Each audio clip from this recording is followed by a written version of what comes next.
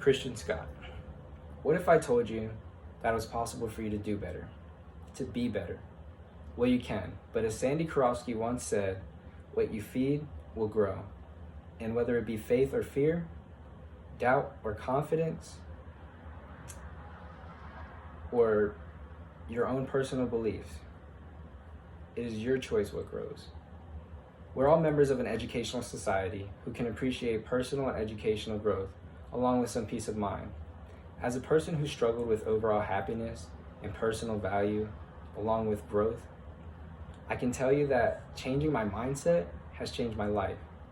And if you won't believe me, then believe some of the professionals in the field, such as William Craig, who's been featured on Forbes magazine for helping students and achieving multiple milestones in his business, and he claims that it was all due to growth mindset. We have Carol Dweck, who performs studies and statistical values on children, testing them, different things like that.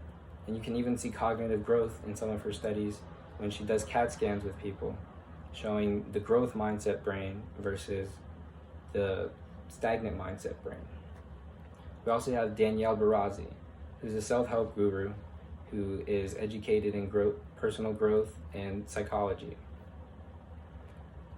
A change in thought style is directly related to one's personal well-being. Growth mindset provides academic growth, fortifies mental health, and life outlook. It also allows you to make clear, tentful decisions. And when our mindsets are stagnated and we get set into victim viewpoint, we often can't see the out at the end of the tunnel. We feel like we're stuck and we're making plans but never achieving our goals. Your mind has defensive failures. And Amanda Krause says that defensive failures are a result of us saying, I can't, or I will later. And we should be enforcing things like, I can now, and I will now, because repetition plays a large role in how we see overall success. It feels good to achieve and learn new practices on how to work towards your goals. These mental changes directly relate to physical and psychological ones as well.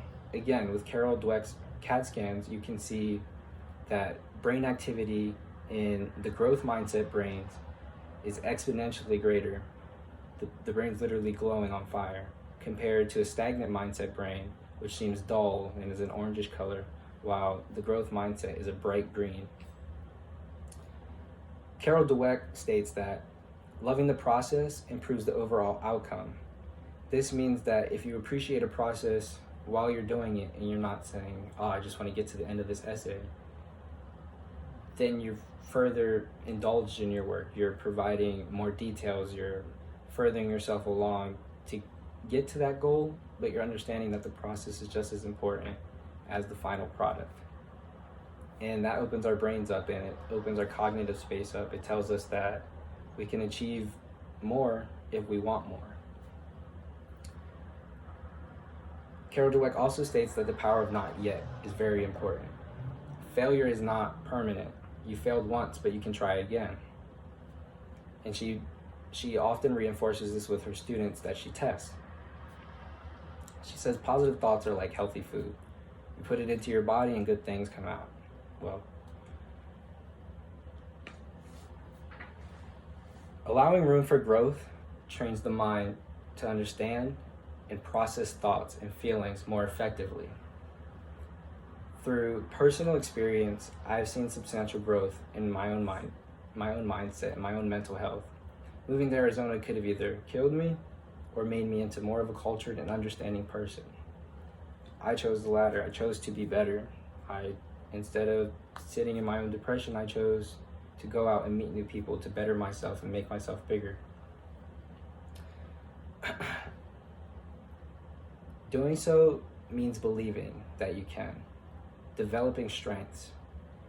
In contrast, adhering to fixed mindsets means thinking talents are born gifts.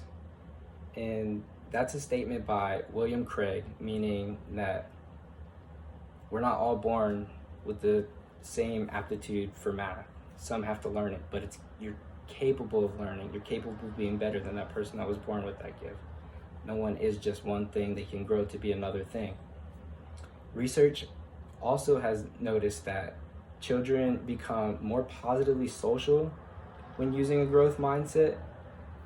And even during Carol Dweck's test, we've seen that the children who said that they were going to fail right off the bat because they weren't math oriented saw a large percentage of them held negativity towards the final product, and they lied on their test scores saying that they did better than they did, but when their tests were revealed to the class, it showed that, again, they were lying. They were trying to hide it. While the growth mindset kids weren't focused on the scores, they were focused on the challenge.